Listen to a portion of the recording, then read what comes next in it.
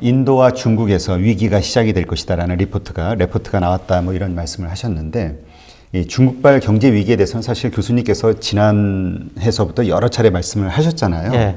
지금 중국의 상황은 어떤가요? 경제적인 상황이? 중국 경제 성장률이 올해 뭐 4%대로 떨어질 가능성이 상당히 높습니다.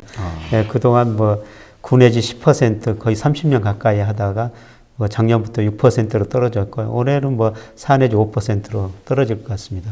중국 경제의 문제는 뭐였냐면은 2009년 미국에서 글로벌 금융위기가 시작되면서 전 세계의 경제가 마이너스 성장했거든요. 근데 중국 경제가 그때 9 내지 10% 성장했어요. 그래서 세계 경제가 전부 마이너스 성장, 전체적으로 마이너스 성장했는데 중국은 9 내지 10% 성장하다 보니까 중국만이 자본주의를 구제한다. 이런 이야기까지 나왔거든요. 근데 중국이 그렇게 성장한 것은 이 그림에 나와 있습니다만 중국 기업들이 엄청나게 투자를 했죠.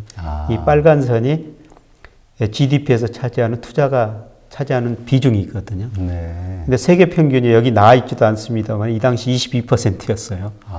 근데 중국은 한때 48%까지 갑니다. 그러니까 이렇게 투자를 많이 하죠. 성장을 했는데 문제는 이 사이에 기업 부채가 너무나 늘어나고 기업이 부실해지고 은행이 부실해졌다는 거죠. 근데 그게 구조조정하는 과정이에요. 그래서 기업 투자가 줄어들면서 지금 성장률이 많이 떨어진 것이죠. 근데 제가 중국 경제를 장기적으로 낙관적으로 보는 이유는 앞으로 이게 투자하는 비중이 줄어들지만은 이 소비가 늘어날 거라는 겁니다. 중국의 1인당 국민소득이 작년에 처음으로 $10,000를 돌파했거든요. 역사를 보면 $10,000가 넘으면 소비가 많이 늘어납니다. 그래서 중국 경제가 장기적으로는 투자보다는 소비 중심으로 성장하는 과정에서 지금 진통을 겪고 있다. 이렇게 볼 수가 있고요. 그 다음에 중국 경제가 그동안 제조업 중심으로 성장했거든요. 네. 제조업보다는 지금 서비스업 중심으로 성장하고 있습니다. 그래서 중국 경제가 크게 보면은 구조 전환을 겪고 있다. 수요 측면에서는 투자에서 소비로, 공급 측면에서는 제조업에서 서비스업으로 이렇게 성장 구조 변화에서 지금 진통을 겪고 있다. 그게 지금이다. 이렇게 지금 보고 있습니다. 10,000불이 이제 넘었다고 평균 그 소득이요. 예. 근데 어떤 분들은 그것이 10,000불 정도 되는 이상의 그 소득을 얻는 층은 이제 좀 뭐 한정이고 대부분의 중국인은 뭐 몇백 불, 몇천 불 아주 뭐 되게 가난하다. 그렇기 때문에 그 통계 오류에 있지 않냐 이런 얘기 하시는 분들도 꽤 있더라고요. 그건 맞습니다. 중국도 소득 차별화가 굉장히 심한 나라거든요. 그래서 평균이 10,000불이다. 그 의미는 뭐 그렇게 볼 수가 있는데요. 근데 중국은 워낙 인구가 많다 보니까 뭐 30,000불 넘은 사람도 뭐 2억 넘을 겁니다. 아마. 우리 소득 30,000불인데요. 그러니까 그런 사람들이 꾸준히 그 소비를 해줄 거라는 것이죠. 네. 그러니까 어쨌건 그 10,000불 이상이라는 그 통계치가 주는 어떤 의미, 소비에서의 그 의미는 그대로 적용될 수밖에 없을 것이다. 이렇게 그렇습니다. 보시는 거죠. 그래서 뭐 소비의 차별화는 되겠죠. 30,000불 가지고 있으면 좀 더 좋은 거 사고 있고, 그리고 3,000불 넘으면은 소비가 증가하게 되고 있거든요. 아마 농촌 사람들은 이미 3,000불 근처일 텐데요. 그 사람들은 거기에 맞게 이제 소득 증가를 기대하고 소비를 늘려주는 것이죠. 네. 근데 그 중국의 그 기업 부채 문제가 사실 작년까지도 되게 심각하다고 했는데 이번 코로나 사태가 벌어지면서 지금 뭐 우리 한국의 경우를 보더라도 모든 게 스톱이 돼 버리니까 뭐 다들 지금 장사하는 분들, 기업하는 분들 뭐 적자가 어마어마하잖아요. 매출이 뚝 떨어져서 뭐 중국도 마찬가지일 거고요. 그러니까 영업이익 혹은 뭐 손실이 커지면서 기업 부채는 더 늘어날 수밖에 없다. 이렇게 보시는 거죠. 그렇습니다. 그 중국의 GDP 대비 기업 부채가 2016년에 한때 160%가 넘었어요. 세계 평균이 100% 좀 아래에 되거든요. 기업 부채가 너무 많죠. 아마 회계가 좀 더 투명해지면요, 더 부채가 더 높아질 수도 있습니다. 그런데 제가 그래도 좀 긍정적으로 보는 이유는, 근데 중국 구조조정이 사실 굉장히 느려요. 우리나라는 IMF 경제위기를 겪으면서 IMF 때문에 가장 빠른 시간에 구조조정을 한 나라거든요. 근데 중국은 스스로 구조조정하기 때문에 구조조정을 상당히 느리게 하고 있습니다. 그래서 기업 부실이 은행 부실로 이어지고 있는데요. 근데 그래도 제가 좀 긍정적으로 보는 것은 뭐냐면은 그동안 기업이 투자를 하면서 은행에서 돈을 빌렸었어요. 그래서 기업이 부실해지면 은행이 부실해지죠. 이걸 간접금융이라고 그럽니다. 그 다음에 기업이 자금을 조달하는 게 또 다른 거 직접금융인데, 직접금융이라는 것은 증권시장에서 자금을 조달하는 거거든요. 주식이나 회사채를 통해서 발행을 자금을 조달하는 겁니다. 근데 최근에 보니까요, 기업들이 은행에서 돈을 빌린 것도 늘어나고 있지만은 이게 채권시기나 주식시장 규모가 굉장히 빠른 속도로 확대되고 있거든요. 네. 예, 중국의 자본시장, 증권시장 이렇게 빨리 확대되고 있다는 겁니다. 예, 그래서 이게 기업들이 부실해져도 은행 부실이 연결고리가 조금 더 줄어들고 있다는 겁니다. 사실 우리나라 IMF 경제위기 원인이 1980년대 3정으로 경제가 너무 좋으니까 우리 기업들이 미래를 낙관적으로 투자를 많이 했거든요. 근데 90년대 들어가지고 수요가 부족하니까 기업이 부실해지고 돈을 빌려준 은행이 부실해졌죠. 우리도 그때 거의 간접금융이었으니까. 네. 그래서 기업은행 가감 구조전 했습니다. 중국도 그런 문제가 남아있는데요. 근데 최근 사항 보니까 기업들이 자금을 조달할 때 채권이나 주식을 통해서 자금을 조달한 비중이 많이 늘어나고 있더라. 그래서 이런 측면 보면은 기업 부실이 은행 부실로 연결고리가 조금씩 줄어들고 있더라. 저는 이런 추세가 굉장히 빨리 진행되리라고 보고 있습니다. 네. 만약에 기업이 어떤 문제가 생긴다 해도 중국의 경제 위기가 오지 않는다라고 주장하시는 분들의 의견을 보면은 결국 아까 말씀하셨듯이 중국의 부채 비율이 낮잖아요. 네. 그러니까 중국 정부에서 그걸 다 끌어안고 예. 소각시켜 줄 것이다. 예. 그러니까 중국 정부의 힘으로 그 부채를 다 탕감해 주거나 뭐 하여튼 어떻게든 해결할 수 있는 능력이 있다. 그래서 경제 위기는 오지 않는다. 이런 얘기 하시는 분도 있더라고요. 예. 근데 사실 우리도 IMF 경제위기 겪으면서 기업 은행 부실을 강하게 정부가 부담한 거거든요. 네. 예, 중국도 그런 과정이 진행되고 있는 거죠. 예, 그런데 중국은 기업 부채가 너무 많이 넣기 때문에 정부가 그걸 부담하기에는 좀 힘들어 보입니다. 예, 그래서 올해 뭐 기업 구조조정 저는 더 많이 되리라 보고 있고요. 예, 제가 늘 그럼에도 불구하고 주장했던 것은 제가 몇 년 전부터 여러 가지 책을 내면서 2022년 상반기에 중국 주식 가격이 많이 떨어질 것이니까 그때 중국 투자해가지고 금융으로 국부를 늘려야 된다. 네. 그런 말씀을 드렸는데요. 지금 제가 생각하는 만큼 중국 주가가 덜 떨어졌어요. 요새는 다시 좀 올라가다 지금 다시 또 좀 하락하고 있나요? 중국에서 코로나가 먼저 발생했었습니다만은 제일 떨어지다가 제일 지금 빨리 회복된 데가 중국입니다. 네. 중국 주가는 코로나 그 급락 이전 수준까지 올라왔었어요. 그런데 저는 중국의 뭐 기업들 지금 부실 조금씩 더 드러나면서 다시 한번 떨어지라고 보고 있거든요. 그게 올 상반기라고 보고 있는데 뭐 앞으로 몇 달에 그런 과정이 있으리라고 보고 있습니다. 그때 그 중국 주식 사가지고 개인이나 금융으로 국부를 늘려야 된다 이런 말씀을 드린 건데요. 근데 큰 흐름 보면은 앞서 말씀드렸으면 중국 경제가 투자에서 소비로 그다음에 제조업에서 서비스업으로 질적 성장이 가능하고요. 그 다음에 아까 중국 자본시장, 채권시장, 주식시장이 굉장히 빠르게 확대되고 있다. 그 다음에 중국이 자본시장을 빠른 속도로 지금 미국 사람들 보기에는 좀 느립니다만 개방하고 있어요. 작년에 중국 은행업을 외국인한테 다 개방했거든요. 아, 네. 그러니까 외국인들도 우리도 가가지고 중국 가서 은행할 수도 있고 물론 많은 제약이 있을 것 같습니다. 미국 사람도 은행을 할 수가 있다는 거죠. 은행을 살 수도 있다는 것이죠. 그리고 올해 와서는 이제 뭐 생명보험회사, 그 다음에 증권사, 자산운용사 이런 걸 거의 다 개방하겠다는 거거든요. 네. 네, 그래서 제가 여기다 하나금융투자 자료를 인용해 가지고 했는데요. 지금 미국계 금융회사들이 중국에 많이 진출해 가고 있습니다. 네, 그런데 미국 무역전쟁에 저는 마지막 부분이 중국의 금융시장, 자본시장 안전 개방이라고 보고 있거든요. 네. 네, 그러니까 2001년에 중국이 WTO에 가입하면서 미국하고 교역해가지고요. 약 5조 2천억 달러 무역 흑자를 냈어요. 근데 미국 입장에서는 중국에서 그걸 찾아오는 게 목적이죠. 네. 그런데 미국이 이런 물건 만들어 중국에서 그 돈 찾아올 수 없는 거거든요. 미국이 잘한 건 서비스, 특히 금융업이에요. 네. 문우신 재무장관, 골드만삭스 출신이거든요.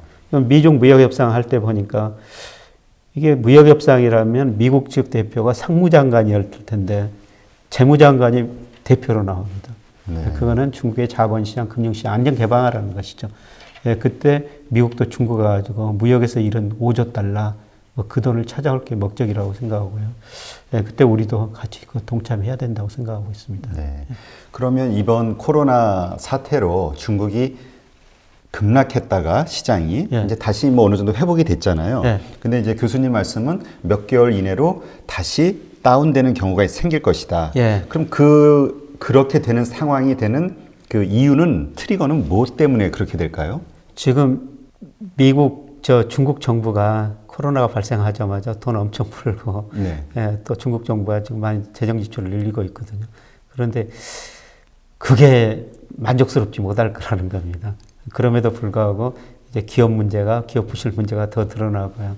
예, 경제 지표들이 특히 그동안 2월 달까지 경제 지표들이 부분적으로 나빠지기 시작했는데 이 3, 4월 달 발표되는 경제 지표는 저는 굉장히 나쁘다고 보고 있습니다. 이걸 보고 야, 중국 경제가 진짜 1분기, 2분기에는 마이너스 성장하겠구나.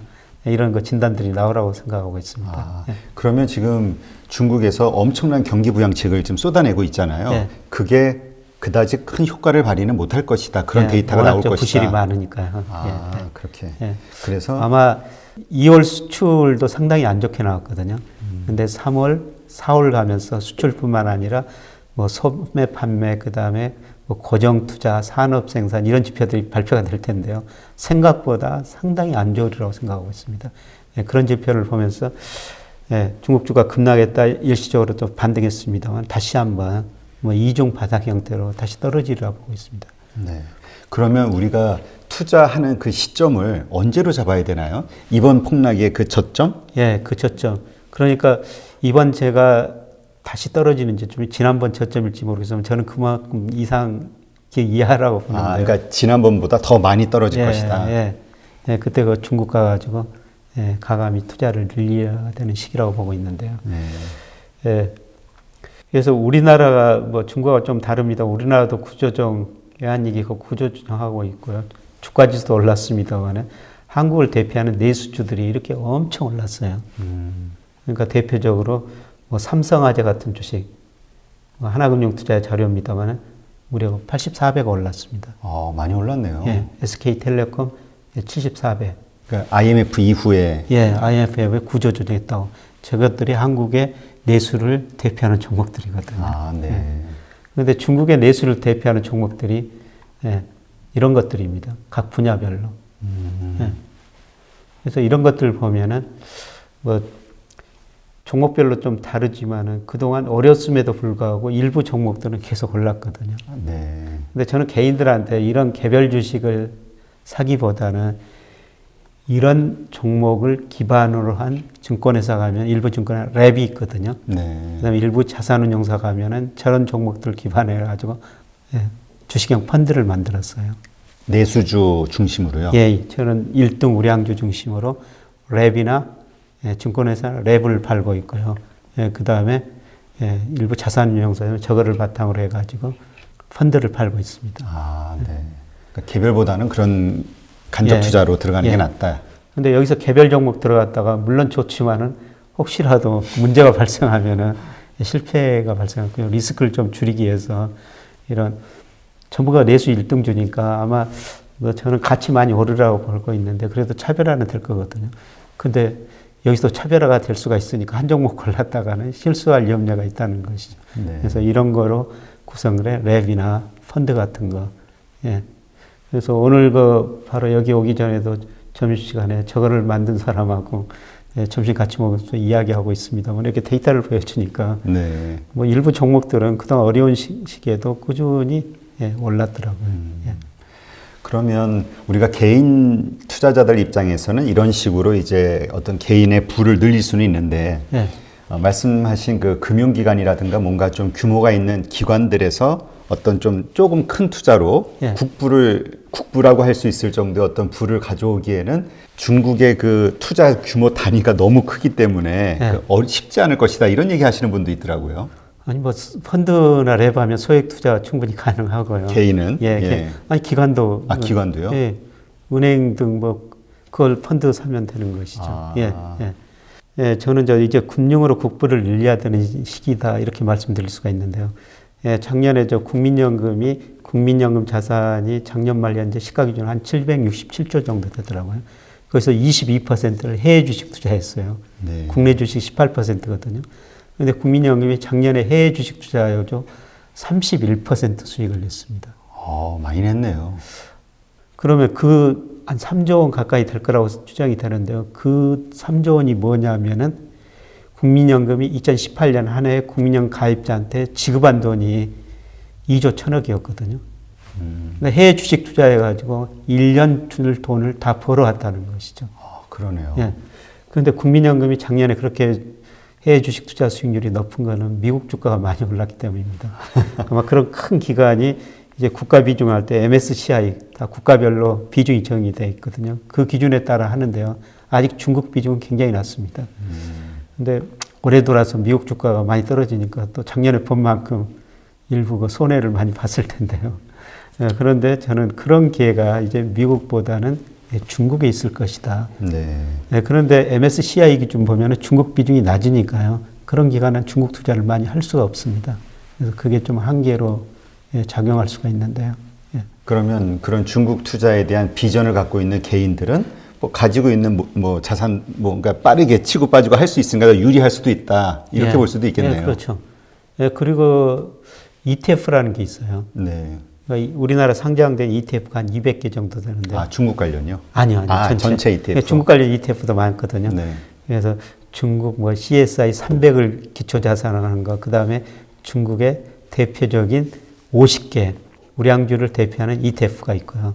그 다음에 중국 소비재를 기초 상품으로 하는 ETF도 있거든요. 이런 다양한 ETF가 있습니다. 그런데 이런 것들은 뭐 언제든지 소액 투자로 ETF라는 게 늘 그 주식시장에서 사고 팔 수가 있으니까 소액 투자도 충분히 가능하거든요. 네. 예.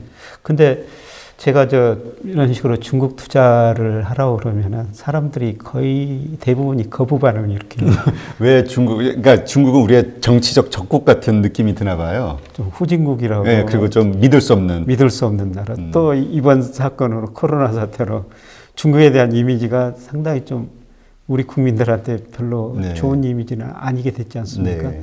예, 그러다 보니까 뭐 개인들에 가가지고 중국 이야기하면은 우선 거부 반응이 먼저 나옵니다. 근데 저는 큰 흐름 보면은 앞으로 그 4, 5년 크게 보면은 10년 보면은 세계 경제 축이 미국에서 아시아, 중국 쪽으로 이전되는 과정이라고 보고 있거든요. 네. 그래서 이 큰 흐름 보면서 우리가 중국에 대한 기존의 인식도 생각도 좀 바꿔야 될 것이다.